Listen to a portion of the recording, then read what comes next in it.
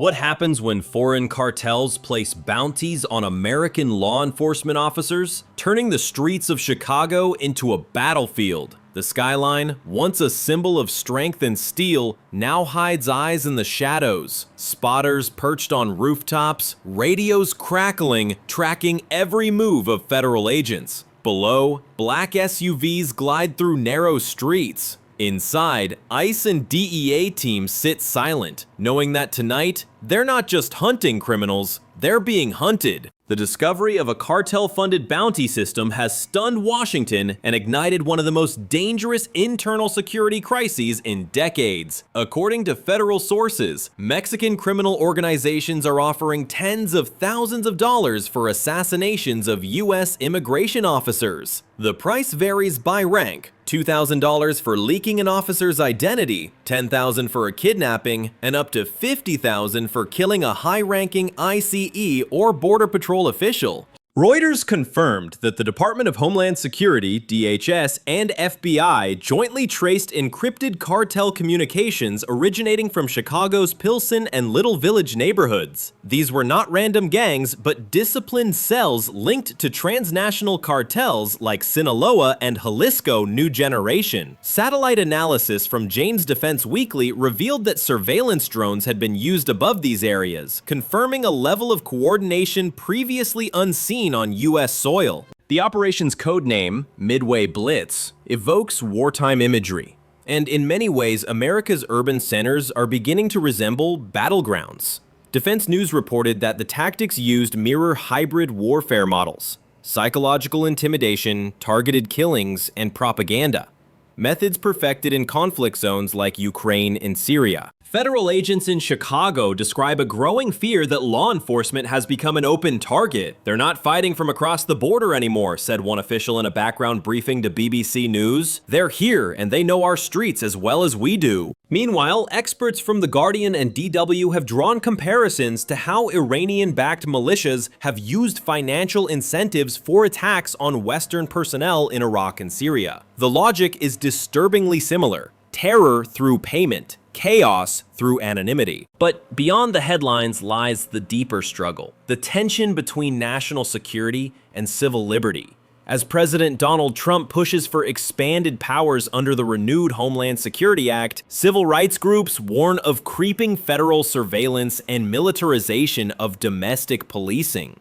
Yet for many in the Midwest, the question is no longer abstract. When cartel money can buy death on American streets, how much freedom can be risked in the name of safety? And as agents prepare for the next raid, their radios buzz with coded chatter. Somewhere above them, another spotter whispers coordinates into the dark. The war once fought at the border has crossed it, and now America must decide how far it's willing to go to defend itself. It began before dawn on October 6th, 2025. A convoy of unmarked SUVs slid through the rain-soaked streets of Chicago's South Side. Inside were federal agents, ICE, DEA, and DHS tactical units, moving in silence toward a nondescript brick warehouse. The target?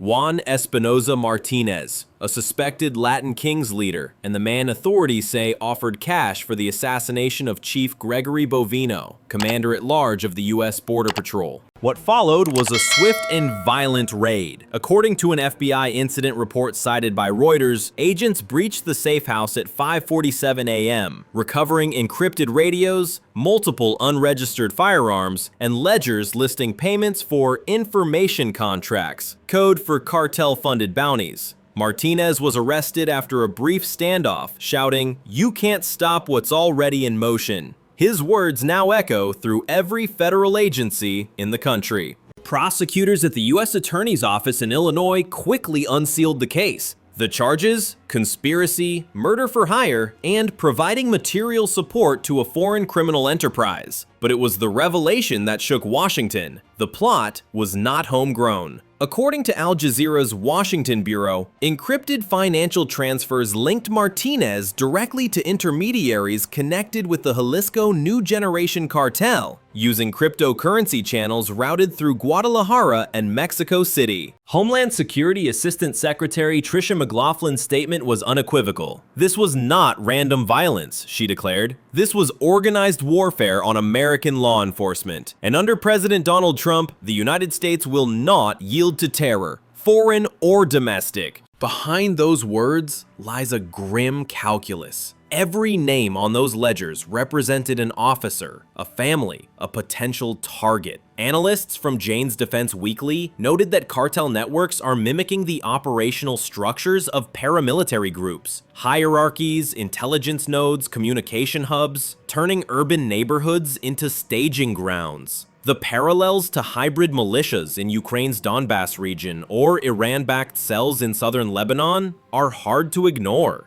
BBC security correspondent added another layer. The US is now facing asymmetric warfare on its own territory, carried out not by insurgents, but by criminals empowered by foreign funding. The symbolism of Chief Bovino being targeted cannot be understated. A career officer who once led border interdictions in Texas, Bovino represents the face of Trump's reinforced border agenda. His targeting was a message. This war is personal. As news broke, agents nationwide were instructed to operate under new counterintelligence protocols. Vehicles were rerouted, communications encrypted, identities shielded. In internal briefings reviewed by The Guardian, ICE and DHS officials described a new operational posture, a defensive stance inside their own homeland. And yet, the human cost is mounting. Many officers have begun relocating their families. Children pulled from schools, homes sold. In towns like Joliet and Aurora, local police departments are now running background checks on contractors and informants, fearing infiltration. Strategically, the attack revealed what military theorists from DW call a psychological encirclement, the point at which an enemy's fear spreads faster than their bullets. For Washington, the arrest of Martinez was both a victory and a warning. If a single gang leader could reach across borders to threaten America's federal core, what happens when others follow? As the sun rose over Chicago that morning, the storm clouds over federal headquarters deepened. The United States had made an arrest, but in doing so, it had also declared a new kind of war. One fought in alleys, not deserts, in cities, not front lines, and somewhere in the encrypted shadows of cartel networks, another bounty may already be written. The operation that set all this in motion, Midway Blitz, was more than a name. It was a statement of intent. Modeled after the World War II naval counteroffensive that turned the tide in the Pacific, this modern blitz sought to reclaim control of American streets from an invisible enemy. It began in early September 2025 under the direct authorization of President Donald Trump and DHS Secretary Kristi Noem. Reuters described Midway Blitz as a rolling multi-state operation involving ICE, Border Patrol, and the Drug Enforcement Administration backed by the National Guard. Its mission: remove the worst of the worst, violent offenders, cartel affiliates, and repeat illegal entrants. Within 3 weeks, over 1,000 arrests were made across Illinois, Indiana, and Wisconsin. Federal officials claimed most detainees had prior felony convictions, including weapons trafficking and narcotics distribution. But what began as an enforcement surge soon became something darker. As DW reported, cartel-linked gangs began responding with targeted intimidation, graffiti threats near federal buildings, drone surveillance over ICE transport convoys, and cyber attacks against DHS databases.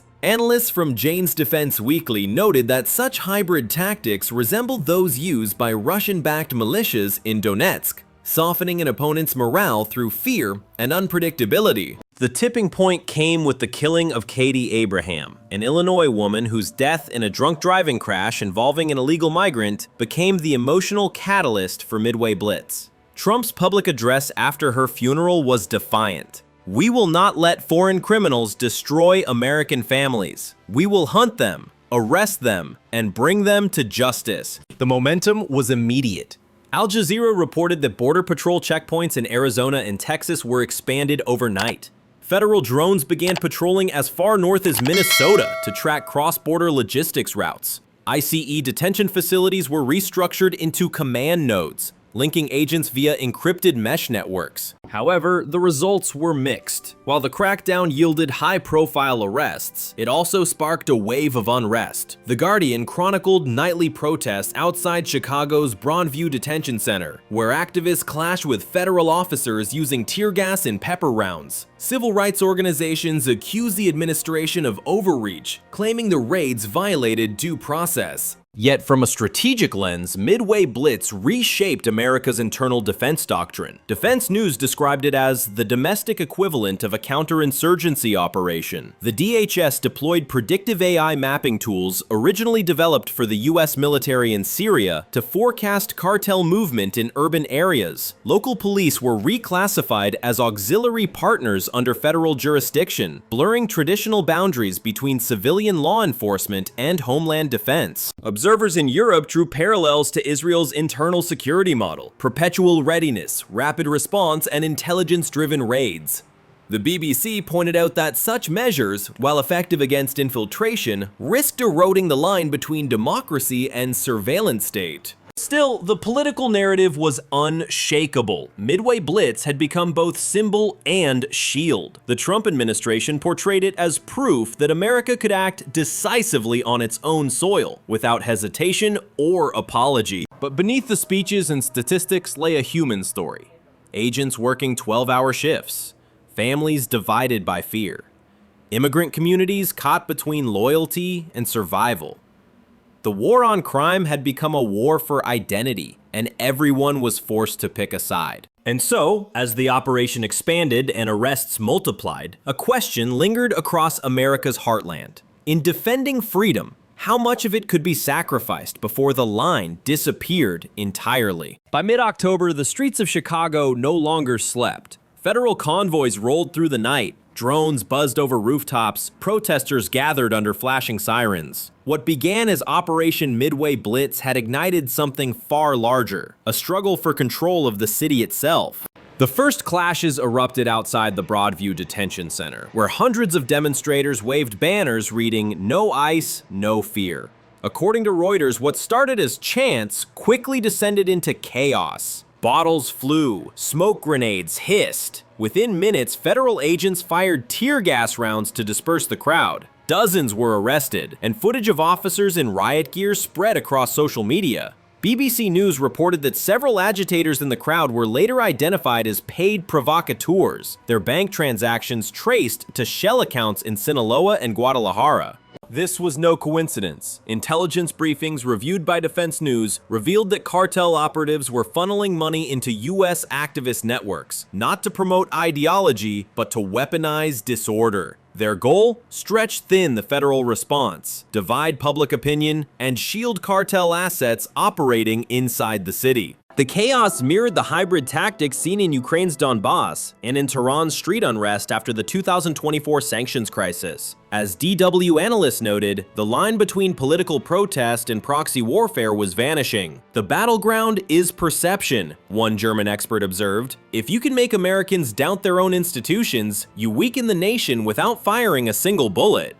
Meanwhile, sanctuary city policies further complicated enforcement. Under Chicago's municipal law, local police were barred from cooperating fully with ICE. The Guardian reported that federal officers were forced to stage raids without local intelligence, entering neighborhoods blind. For cartel spotters on rooftops, this meant easy advantage. They could track incoming agents long before the agents knew who was watching. The human cost mounted. Hospitals treated both protesters and officers suffering from chemical burns. Families near the detention center fled as clashes intensified. Children watched armored vehicles roll past their schools. One ICE agent, speaking anonymously to Al Jazeera, admitted, "We're losing hearts and minds faster than we're winning arrests."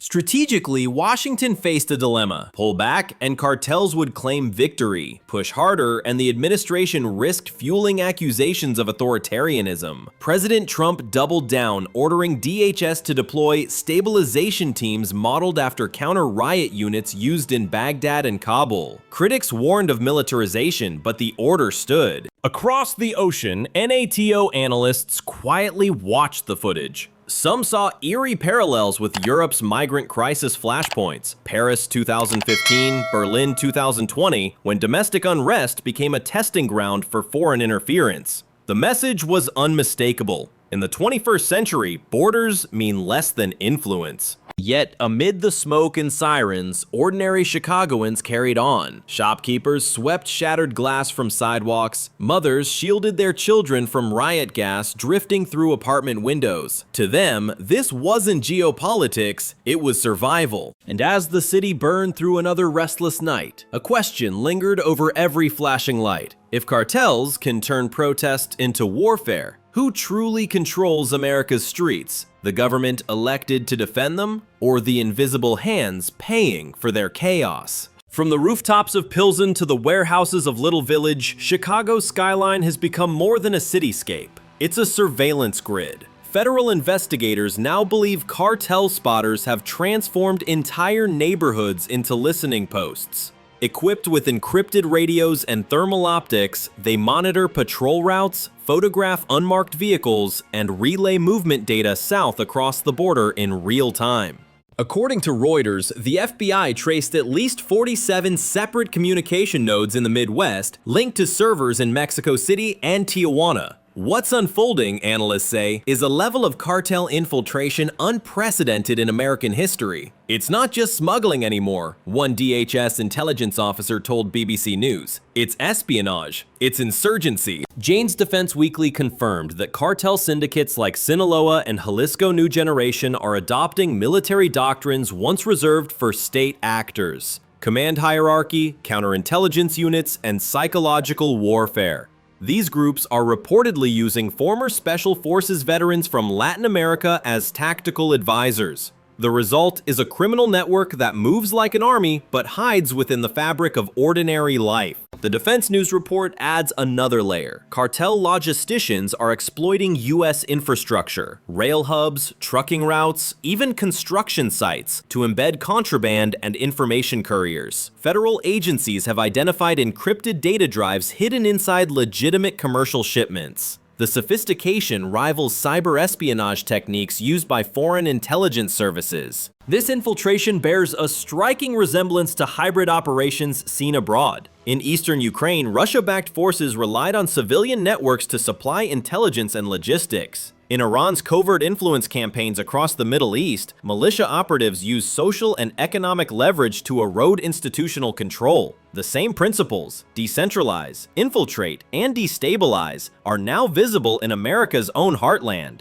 Al Jazeera reported that Washington is quietly increasing cooperation with Mexico's Navy, SEMAR, to trace cartel command structures. Yet, within Mexico, corruption runs deep. Intelligence leaks often tip off the very targets being hunted. For Trump's administration, the stakes are clear. This is no longer a cross-border problem. It's an internal war financed by foreign powers and fueled by economic desperation. At the same time, The Guardian has drawn attention to the human toll of these operations. Neighborhoods once dominated by immigrant families now live under dual fear. Federal raids on one side, cartel coercion on the other. Local businesses pay street taxes for protection. Teenagers disappear after being recruited as lookouts. And beyond the statistics lies the deeper question of sovereignty. If foreign criminal networks can operate intelligence systems inside American cities, where does the border truly begin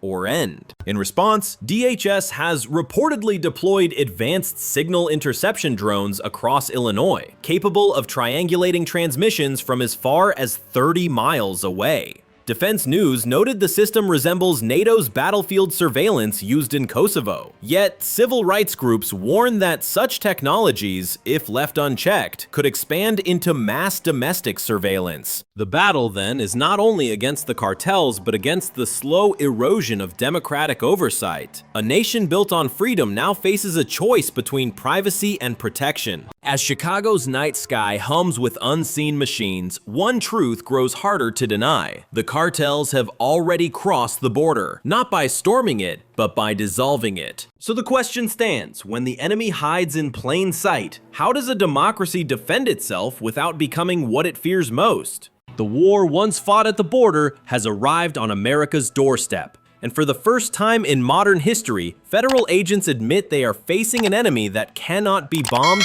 invaded, or negotiated with, only dismantled, one cell at a time. Yet as this invisible front expands, so does the fear that America's own democratic fabric is tearing from within. In Washington, President Donald Trump has declared what he calls the most comprehensive counter-cartel strategy in U.S. history. According to Reuters, the White House is pushing a new doctrine merging counterterrorism and anti-narcotics operations under a single command structure. The Pentagon is coordinating directly with DHS, treating major cartels as foreign hybrid threats, a designation that allows intelligence sharing typically reserved for wartime operations. But this strategy raises constitutional questions. The Guardian warns that such integration could blur the legal separation between military and civilian law enforcement, creating what civil liberties advocates call a domestic security apparatus without limits. Trump's advisors counter that the threat justifies exceptional measures. When criminal syndicates act as foreign armies, America must respond like a nation at war, said one senior DHS official in a briefing to BBC News. Globally, analysts see the shift as part of a larger pattern. The same way Russia weaponized private militias in Ukraine or Iran funded militant proxies across the Middle East, cartel violence is redefining 21st century conflict. It's not tanks or missiles that threaten nations now, it's decentralized power, fueled by money, data, and fear. DW reports that NATO planners are closely studying America's internal conflict as a model for urban resilience. How a superpower handles insurgency within its own cities may inform European strategies against transnational crime and cyber warfare. And in the Pacific, as US-China tensions escalate, Beijing's analysts are reportedly watching how Washington balances power projection abroad with instability at home. Back in Chicago, that balance feels fragile. Hospitals overflow with casualties from cartel gunfights. Schools teach lockdown drills as routinely as fire safety. Agents wear body armor not just on missions, but on commutes. The sound of helicopters is now as familiar as church bells. Yet, amid the darkness, resilience emerges. Communities organize neighborhood watches. Clergy offer refuge to families caught in the crossfire. Federal officers return to duty each morning, knowing the bounty still stands, but choosing to serve anyway. As one ICE veteran told Al Jazeera, "They can put a price on our heads, but not on our duty." Strategically, the United States now stands at a crossroads. The success or failure of Trump's counter-cartel doctrine could determine not only the future of national security, but the credibility of American power itself. Allies in Europe and Asia are watching. If Washington cannot protect its own agents, can it still lead the free world? And that question lingers far beyond Chicago's skyline. It reaches the halls of NATO, the deserts of the Middle East, the seas of the Pacific. The war on crime, the war on terror, and the war for influence have all merged into one. As the final scene fades, sirens wailing, rotors thundering above a city divided, one question remains. Can a democracy survive when the war no longer has borders and the enemy no longer wears a uniform?